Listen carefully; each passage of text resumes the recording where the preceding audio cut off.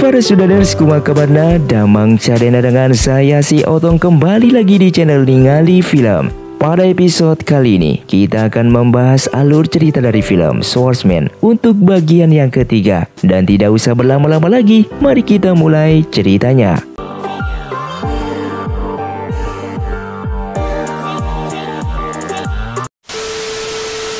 Film pun diawali dengan Ketua Yue yang sedang melihat dagangan bersama istrinya. Secara tiba-tiba diserang oleh seorang wanita misterius yang ingin mencuri pedangnya. Ketua Yue yang terkena racun dari serangan tersebut langsung menaklukkan gadis itu yang kemudian memberikan penawar. Gadis tersebut lalu diajak duduk bersama dengan menceritakan dirinya yang ingin dioperasi plastik oleh seorang tabib ternama yang dikenal dengan tabib pembunuh. Dan Zhongze juga tahu tentang reputasi tabib pembunuh tersebut yang meminta pasiennya membunuh satu nyawa untuk menyelamatkan satu nyawa. Namun wanita misterius itu menimpali bahwa dirinya yang terlalu hancur mukanya tidak cukup jika hanya membunuh orang agar bisa dioperasi oleh sang tabib. Untuk itu ia diminta oleh sang tabib mencuri 6 jenis pedang klasik, serta ia sudah mendapatkan 5 pedang lainnya dan hanya membutuhkan 1 pedang lagi dari Ketua Yue. Hingga dengan kesempatan tak terduga, wanita itu pun mengambil pedang tersebut menuju sang tabib. Kemudian Ketua Yue dan istrinya yang menyelinap ke pondok sang tabib melihat sendiri betapa ahlinya tabib tersebut. Namun sikap sombong dari sang tabib membuat Ketua Yue marah dan merasa dihina. Sang tabib lalu mengunjungi para wasan untuk mencari Ling yang tidak dikenal pada tabib tersebut. Tapi sang tabib mengetahui tentang sakit Ling, dan setelah ia periksa mengetahui ada kumpulan beberapa energi dalam tubuh Ling yang tidak mampu ia obati. Namun sang tabib memberikan sebotol obat yang katanya bisa memperpanjang nyawa Ling. Namun Ling menolak obat dari sang tabib yang tidak ia kenal itu. Dan sang tabib memberikan obat tersebut kepada Feng Huang alias wanita misterius yang sudah rapi giginya setelah dioperasi. Kemudian Feng Huang pun mengembalikan pedang yang ia curi. Namun Ketua Yue tidak bersedia menerima pedang tersebut. Dan Feng Huang pun akan mengikuti para wasan untuk merawat Ling seperti janjinya pada sang tabib. Setelah itu, di tengah jalan Ling diberikan hadiah arak dalam jumlah besar oleh seseorang bernama Shimada yang tidak ia kenal. Lalu dalam kedai ia meminum arak itu bersama Feng Huang dan seorang tetua bernama Zuqian yang memuji arak wangi itu dan diajak minum bersama mereka. Zuqian pun mengajarkan cara meminum arak harus melalui wadah tertentu agar rasanya semakin membaik. Ia pun mengeluarkan 18 koleksinya untuk Ling menggunakan meminum arak. Setelah itu seseorang bernama Lau datang ke kedai itu mencari Zuqian yang telah kabur dan dia menuduh Ling telah meminum obatnya. Hingga malamnya Ling pun diculik oleh Lau yang menggunakan karung. Saat itu di dalam pondok, Ling akan diambil darahnya oleh Lau yang menceritakan jika ia dan Zuqian adalah 2 sahabat. Tapi Zuqian malah mencuri obatnya yang dibuat untuk mengobati anaknya dan diberikan kepada Ling minum melalui gelas arak di kedai sebelumnya. Untuk itu Lau ingin mengambil darah Ling yang sudah mengandung obat dan nantinya akan diberikan kepada anaknya yang terus memohon kepada sang ayah untuk tidak melakukan hal tersebut. Seketika itu Zuqian datang dengan berbisik kepada Lau hingga terkejut dan segera melepaskan totokan Ling dengan meminta maaf atas pengakuannya. Namun Ling merasakan ada sesuatu yang tidak beres. Kenapa semua orang yang tidak ia kenal begitu baik kepadanya sejak tiba di kota ini? Ia pun meminta penjelasan dari kedua tetua ini, tapi ditolak oleh mereka. Hingga Ling menotok mereka dan ia pun segera masuk ke dalam kamar anaknya dengan mengeluarkan sebilah pisau. Di saat Chu Wuze masuk ke pondok tersebut dan melepaskan totokan kedua tetua itu, mereka pun masuk ke dalam kamar dengan menemukan Ling yang telah pingsan setelah memberikan darahnya untuk anak Lau. Hingga mereka pun sangat berterima kasih atas tindakan pendekar wasan itu. Beberapa saat setelah itu, Ling pun diundang dan tiba ke Bukit 5 Penguasa, di mana ramai pesilat dari berbagai sekte sesat kecil dengan menjamunya minum arak. Dan dalam jamuan itu Ling pun mabuk hingga tak sadarkan diri. Saat itulah Renjing tiba dengan disambut oleh para pesilat tersebut. Para pesilat dari sekte kecil ini ternyata adalah pengikut sekte Matahari Bulan. Dan Renjing sangat dihormati oleh mereka dikarenakan merupakan keturunan dari Ren Woxing yang merupakan mantan ketua sekte Matahari Bulan. Kemudian Renjing memainkan kecapinya hingga Ling terbangun dengan menyatakan betapa senangnya ia bertemu dengan neneknya lagi hingga keduanya sepakat untuk berpetualang bersama. Bagi Ling, wanita di hadapannya adalah seorang nenek yang sangat ia kagumi kemampuan bermain musiknya. Sementara bagi Renning, lelaki di belakangnya yang pemberani telah membuatnya jatuh cinta. Setelah beberapa waktu, sakit Ling kambuh kembali dan Renning yang panik dihampiri oleh Dongfang yang meminta Renning untuk pulang dengan menyerahkan Ling kepadanya. Renning pun tak bisa berbuat apa selain menuruti perintah sang ketua hingga menyerahkan topi kerambu yang dipakainya dan diserahkan kepada sang ketua. Ling yang tersadar berjalan bersama dengan Dongfang yang menyamar sebagai Renning. Kemudian pendekar Huasan ini lalu bertemu dengan biksu Shaolin yang memeriksa lukanya dengan memberikan obat kepadanya. Lalu obat itu ia minum dan satunya lagi ia berikan kepada sang nenek yang menolak, sehingga Ling terjun ke jurang mengancam akan bunuh diri. Namun kecelakaan terjadi di saat Dongfang ingin membantunya naik. Mereka pun terpeleset dan jatuh ke dasar jurang sehingga topinya terlepas, yang membuat Ling mengira nenek yang pintar bermain musik dan ia kenal selama ini adalah Dongfang. Kedua orang ini lalu mencari tempat peristirahatan, dan ketika Ling terbangun ia mendapatkan kabar dari pelayan kalau rekannya sedang mencari serigala. Ling pun segera menuju ke sana dan bergegas menolong Dongfang yang terluka diserang oleh kawanan serigala. Belakangan diketahui Dongfang sengaja mencari empedu serigala untuk mengobati luka Ling dengan alasan ia ingin menyelamatkan pendekar Huasan tersebut karena adiknya Yilin suka kepadanya. Namun Ling terus menjelaskan jika ia tidak memiliki perasaan apapun kepada Yilin dan hanya menganggapnya Yilin sebagai adiknya. Di momen itulah Ling menyatakan perasaan sukanya kepada Dongfang yang selalu peduli kepadanya di setiap kesempatan. Tapi ada satu hal yang harus digarisbawahi, bahwa Ling dalam posisi ini tidak tahu kalau Dongfang bukanlah nenek yang mengajarkan bermain musik. Ia mengira nenek yang mengajarkan kecapi adalah Dongfang, sehingga bisa dibilang Renning berkontribusi dalam menumbuhkan rasa cinta Ling kepada Dongfang. Dan setelah menyatakan perasaannya, Ling yang ingin pergi dipeluk dari belakang oleh Dongfang yang akhirnya pun mengakui perasaannya. Singkatnya, tidak jauh dari sana, ketua Yue pun sedang mencari muridnya. Dan setelah mendapatkan petunjuk, sang guru menemukan Ling yang bersama dengan gadis yang dia anggap dari sekte sesaat itu. Ketua Yue pun langsung ingin membunuh Dongfang yang belum pulih dari lukanya dan tidak berdaya melawan. Namun Ling menghentikan tikaman pedang dari sang guru dengan kedua tangannya. Dan Zhongze yang selalu sayang kepada Ling memohon suaminya untuk melepaskan murid pertama mereka. Dan ketua Yue pun memutuskan untuk mengeluarkan Ling dari sekte Huasan dengan mematahkan pedangnya. Sebagai tanda ikatan mereka telah putus. Dan Ling yang sakitnya kembali kambuh membuat Dongfang teringat dengan biksu Shaolin yang mereka temui sebelumnya, yang menyatakan gurunya bisa mengobati luka Ling. Dongfang kemudian membawa Ling ke Shaolin menghadap sang ketua bernama Fang Zheng. Dan Fang Zheng mengira jika Dongfang adalah Renning, anak dari Ren Woxing sesuai dengan kabar yang didengar. Sehingga ketua Shaolin ini meminta Dongfang belajar agama dengan harapan bisa mengembalikan gadis ini ke jalan yang benar, sekaligus sebagai syarat baginya untuk menyembuhkan Ling yang sedang sekarat tersebut. Setelah Ling tersadar, ketua Fang Zheng memberitahu dia akan mengajari Ling ilmu pengubah otot dan ia meminta Ling untuk menjadi muridnya agar bisa diwarisi ilmu tersebut. Namun Ling menolak tawaran itu dengan menanyakan keberadaan Dongfang, dan Fang Zheng berbohong kalau Dongfang tidak ada di sini, sehingga Ling pun pergi dari sana. Di perjalanan, Ling menemukan seorang gadis yang sedang diserang oleh beberapa sekte aliansi, dan tanpa ragu Ling pun membela gadis yang ia kira baru temui pertama kali. Dalam pertarungan itu, Ling pun berhasil membunuh beberapa lawan dan mereka pun kabur dari sana. Setelah bercakap-cakap sebentar, Renning akhirnya sadar kalau Ling tidak tahu kalau ia adalah nenek pemain kecapi dan justru menganggap nenek pemain kecapi itu adalah Dongfang. Di saat malam, Ling yang kesakitan meminta Renning bercerita untuk menghiburnya, dan Renning menceritakan sebuah kisah yang mirip dengan hubungan mereka, yang dimana dalam cerita tersebut tokoh utama bukan hanya tidak bisa mengenali orang yang menyelamatkannya dan menganggap orang lain sebagai penyelamatnya. Malam semakin larut, Renning pun meminta Ling untuk beristirahat karena besok dia akan membawanya menemui 4 bersaudara.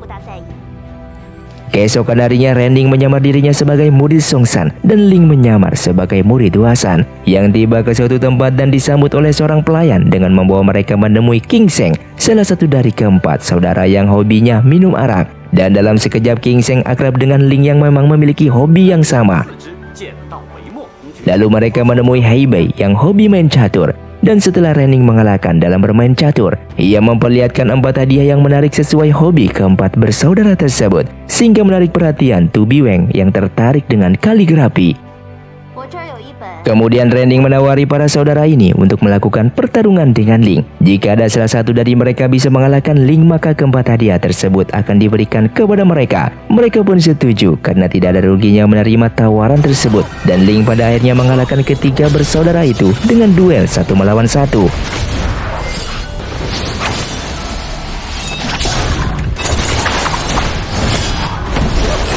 Tiga saudara yang kalah ini kemudian membujuk kakak pertama mereka bernama Huang Zhong untuk berduel melawan Ling, sehingga Ling pun harus kembali bertarung dan memenangkan pertarungan tersebut.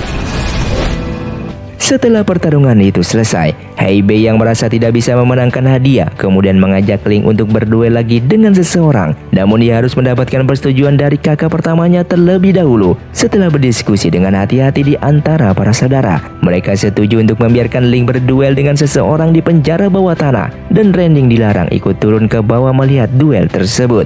Rending lalu menarik Ling ke samping dengan memberikan sebuah benda yang ia minta berikan kepada tahanan dalam penjara. Dan ia berjanji akan menceritakan apa yang telah terjadi kepada Ling setelah semuanya selesai. Mereka semua pun turun ke bawah mengenakan topeng, serta Huang Zhong mengingatkan Ling untuk tidak membocorkan kejadian ini kepada siapapun, karena tahanan di dalam sangatlah berbahaya dan bisa membuat kekacauan di dunia persilatan. Dari balik pintu, Huang Zhong menyambut seseorang yang ternyata adalah Ren Woxing, ayahnya Rending yang ditawan berdasarkan arahan Dongfang selama ini. Dan tentu saja Ling tidak tahu kalau tetua di dalam itu adalah mantan ketua sekte Matahari Bulan yang dikudetakan. Setelah keempat saudara ini memanas-manasi Ren Woxing untuk mencoba berduel dengan Ling ahli pedang nomor 1, membuat Ren Woxing setuju untuk berduel dengannya. Dan Ling pun dibiarkan masuk ke dalam sel. Ia secara diam-diam memberikan barang yang telah dititipkan kepada Rending kepada Ren Woxing. Lalu mereka pun mulai bertarung dengan posisi Ren Woxing yang terantai. Sekalipun ia berhasil mengeluarkan pancaran energi yang begitu besar, sehingga keempat saudara dari balik sel pun pingsan semua. Dan singkatnya, di saat keempat saudara ini tersadar, mereka pun sangatlah panik. Tapi beruntungnya mereka melihat duel telah selesai dan melihat Ren Woxing masih terantai di sana. Segera mereka mengunci pintu sel itu dan malah menemukan 4 hadiah yang telah ditinggalkan dengan pesan dari Ling yang mengakui kekalahannya. Keempat saudara ini sedang bukan main karena telah mendapatkan hadiah yang mereka sukai dan meninggalkan penjara bawah tanah itu. Sementara itu Rending yang kabur bersama ayahnya memaksa kembali ke penjara untuk menyelamatkan Ling.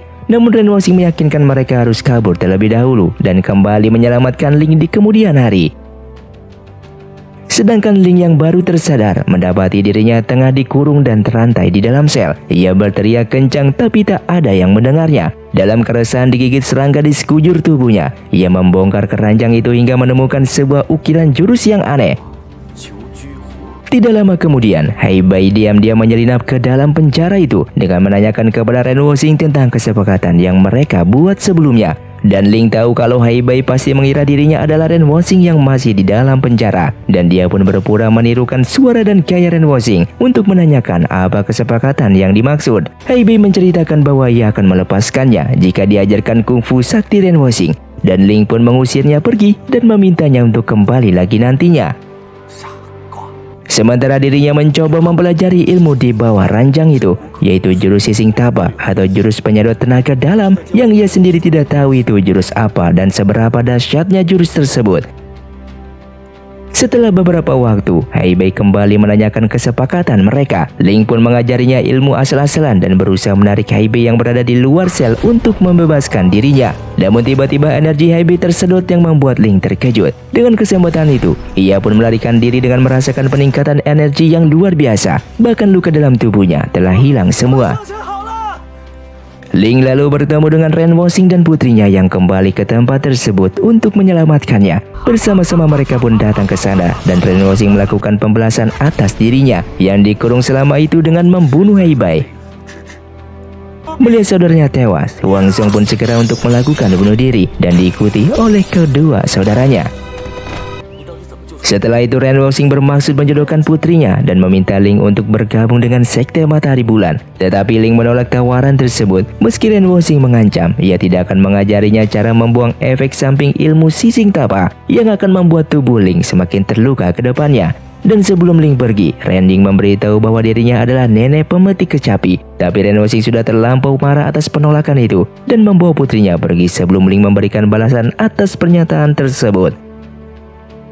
Di dalam perjalanan, Ling lalu bertemu dengan seorang jenderal yang arogan. Ia pun memukuli dan mencuri jirah perang dari jenderal tersebut dan menyamarkan dirinya sebagai seorang jenderal bermarga Wu. Kemudian ia pun bertemu dengan menyelamatkan Ding Jing, salah satu tetua sekte Heng Shan Utara beserta para muridnya dari serangan para penyerang berjubah hitam. Setelah itu satu persatu murid Ding Jing kembali menghilang karena diculik, sehingga Ling kembali menyelamatkan Yilin dan para murid lainnya. Sementara Ding Jing dibujuk oleh Liu Pai dari sekte Songshan untuk menyetujui usulan melebur 5 sekte menjadi satu. Penolakan Ding Jing membuat diserang oleh para pesilat berjubah hitam utusan Songshan, hingga lengan Ding Jing pun putus. Dan ketika Ling tiba bersama para biarawati lain, Ding Jing yang sudah sekarat menitipkan pesan terakhir untuk membawa semua muridnya kembali ke sekte Heng Shan Utara. Ling pun menepati janji itu dan membawa para biarawati kembali ke sana. Setelah itu Ling pun menyusup untuk mencari gurunya agar bisa diterima kembali ke sekte Huashan. Ia menyelinap di tengah malam saat Lin Fingzi sedang menggeledah rumah lamanya untuk menemukan keberadaan kitab Bisi Qianfa melalui kata teka-teki yang disampaikan ayahnya lewat mulut Ling dulunya, yang pada akhirnya Lin Fingzi berhasil membuka teka-teki kitab itu yang disembunyikan di atas langit-langit atap rumah.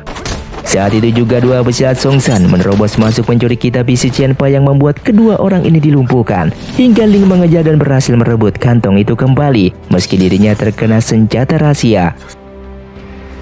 Mereka yang pingsan ini kemudian ditemukan oleh ketua Yue yang diam-diam menyembunyikan kitab Bisi Qianfa di saat istrinya sedang berusaha menyadarkan putrinya. Keesokan harinya di saat Ling tersadar, para sekte Songshan datang dengan menuduhnya telah membunuh salah satu anggota mereka.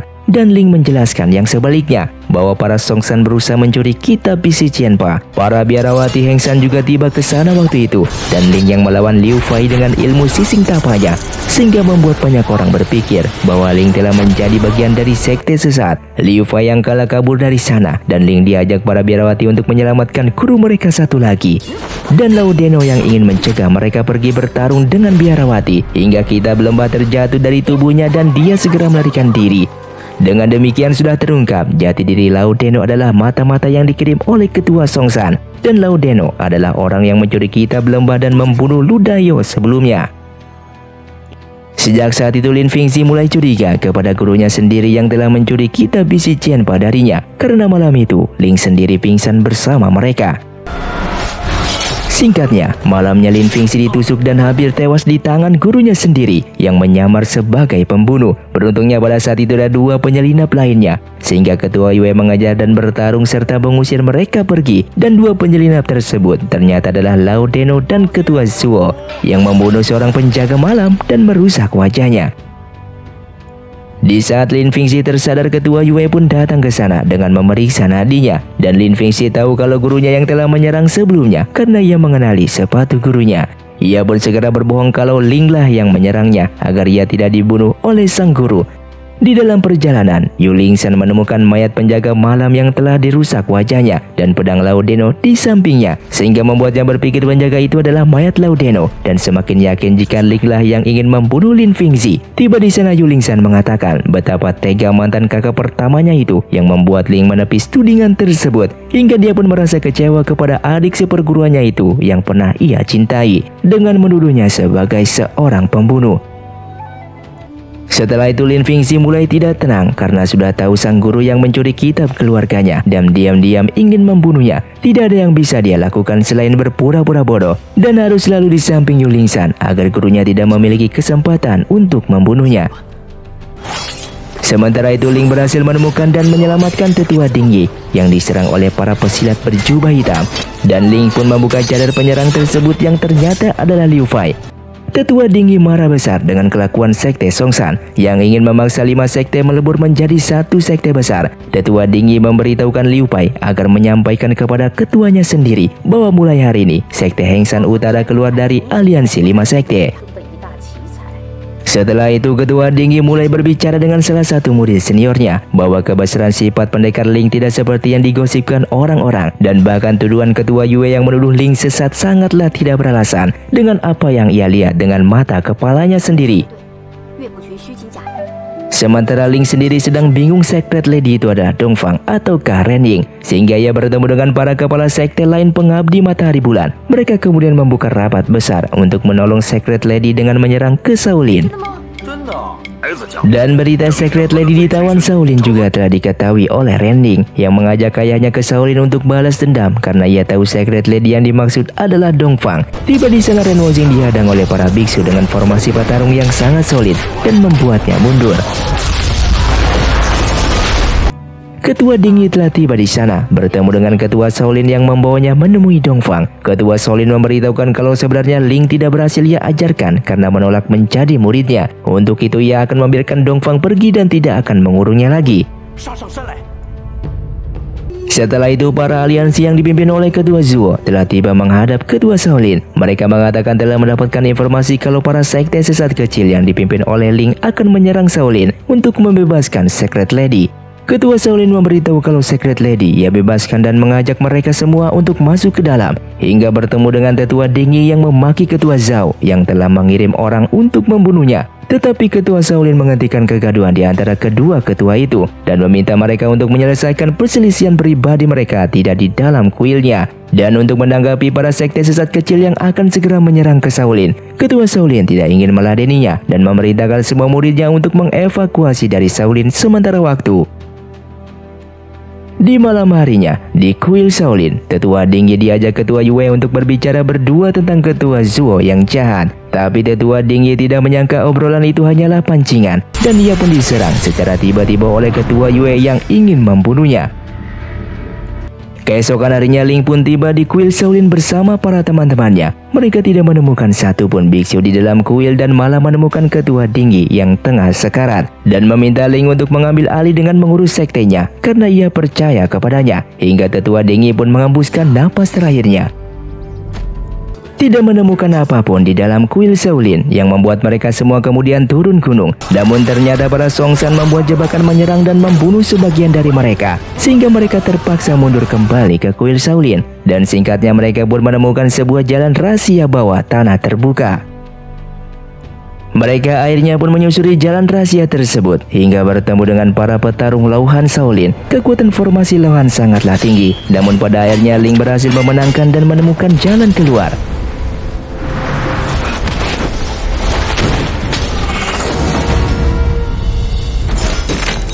Kemudian Ling membawa semua saudaranya keluar dan berpisah dengan mereka. Setelah itu ia diam-diam menyelinap kembali ke Shaolin untuk menemukan Secret Lady. Secara tiba-tiba ia mendengar suara dan bersembunyi ke langit-langit biara yang tinggi. Dengan melihat Ketua Shaolin menegur Ketua Zuo yang jahat menjebak para sekte kecil sebelumnya. Dan tidak lama setelah itu Ren Wosing dan putrinya kembali ke Shaolin meminta Ketua Shaolin untuk menyerahkan tawanan. Ketua Shaolin itu mengatakan ia telah melepaskan Secret Lady. Hingga Ren Wosing mengatakan orang itu bukanlah Secret Lady. Ia mengatakan Secret Lady ada di sampingnya, yaitu Ren Ying putrinya. Dan tawanan yang mereka lepas adalah Dongfang yang mengkudeta jabatannya. Semuanya langsung menjadi syok termasuk Ling yang akhirnya menyadari jika ia telah jatuh cinta kepada musuh nomor 1 di Wulin. Perdebatan mereka memanas sehingga Ren Wosing bertarung dengan Ketua Shaolin yang keduanya cukup seimbang dan terluka. Ketua Zuo yang memanfaatkan momen lawan yang terluka ini dihisap tenaga dalamnya dan malah Ren Wosing terluka semakin dalam. Dikarenakan ternyata Ketua Zuo telah menyembunyikan energinya setelah duel 25 tahun yang lalu dengan Ren Wosing. Ketua Zuo telah belajar ilmu untuk menyembunyikan energinya agar tidak dapat diserap kembali oleh jurus Sising Tapa. Ketua Yue yang maju kemudian membuat Ren Wosing memanggil Ling untuk turun dari persembunyiannya. Duel di antara murid dan guru ini tidak dapat dihindari. Saat itu Ling terus menahan gerakannya untuk mengalah dari sang guru hingga ia sendiri terkena serangan sampai pingsan. Saat ia terbangun, ia telah berada di dalam gua bersama Ren Ying dan Ling menggunakan energinya untuk membantu memulihkan luka Ren Wosing. Di tempat lain Dongfang bertarung dengan Yu Changhai dan anak buahnya. Kegaduhan itu menarik perhatian Ketua Yue dan istrinya. Mereka semua dikalahkan dan Ketua Yue berbohong kalau Ling telah tewas. Hingga Dongfang yang diperdaya merasa bersedih mendengarkan kabar tersebut. Yu Changhai memanfaatkan kesempatan itu untuk menusuk Dongfang yang marah dan langsung menyerang balik mereka semua. Saat itu Yu Changhai pun mengorbankan para anak buahnya dan membawa ketua Yue pergi dari sana. Sementara itu Ling diberikan penjelasan oleh Renjing yang mengaku bahwa dia adalah nenek pemetik kecapi dan para pesilat sekte kecil adalah pengabdi yang memanggilnya Secret Lady, hingga mereka melihat ketua Yue yang menyerang Yu Changhai. Sekaligus ia pun dia beritahu oleh gurunya bahwa Dongfang telah melukai dan membunuh para murid sekte King Cheng. Hingga Ling pun lari ke tempat tersebut dengan menemukan mayat-mayat telah bergelimpangan. Dan Dongfang yang berbalik badan menemukan Ling yang masih hidup langsung segera memeluknya. Saat itu Dongfang mengakui dirinya telah membunuh semua orang itu dan telah melukai ketua Yue. Semua itu ia lakukan demi Ling yang justru menjadi kecewa, merasa Ling tidak menghargai ketulusan serta pengorbanannya dan bahkan mengancam akan membunuhnya. Membuat Dongfang menyodorkan pedang itu hingga dalam sekejap pedang tersebut menusuknya. Dan seketika itu Ling pun merasa menyesal meminta maaf. Namun Dongfang memukul Ling mundur dengan menyatakan kelak bila mereka bertemu kembali, ia hanya akan menganggapnya sebagai orang asing. Singkatnya, Ling yang patah hati setelah itu kembali menolak tawaran Ren Wuxing yang telah pulih dari lukanya. Mereka kemudian berpisah mengambil jalan masing-masing. Dan film pun bersambung. Terima kasih untuk kalian yang sudah menonton video ini sampai habis. Sampai jumpa di video selanjutnya. Saya pamit ulang dari Ningali Film. Si Otong undur diri dan salam Sundaners.